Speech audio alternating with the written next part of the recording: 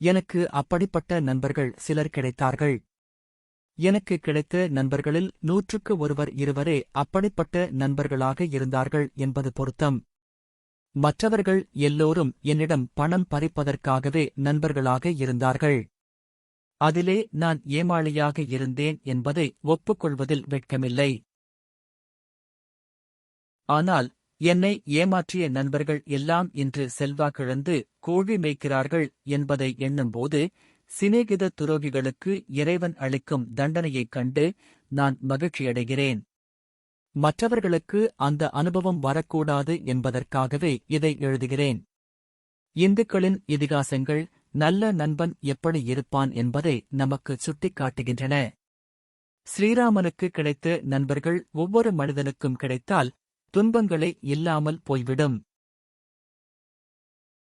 ஸ்ரீராமனின் துன்பங்களை யார் யார் பங்கு போட்டுக் கொண்டார்கள்? அதை ரகுநாதனின் வாய்மொழியாக கம்பன் சொல்கிறான். குகனுடும் ஐவரானோம், முன்பின் கொன்று சூழ்வான் மகனுடும் அறுவரானோம். எம்முறை அன்பின் வந்த அகமலர் காதல் ஐய நின்னொடும் எழுவரானோம்.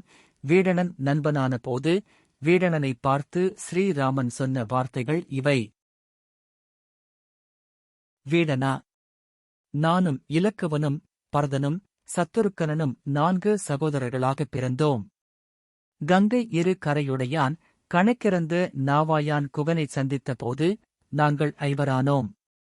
சுக்ரீவன் எங்களோடு சேர்ந்தபோது நாங்கள் அறுவரானோம். உன்னைச் சேர்த்து இப்போது எழுவராகிவிட்டோம்.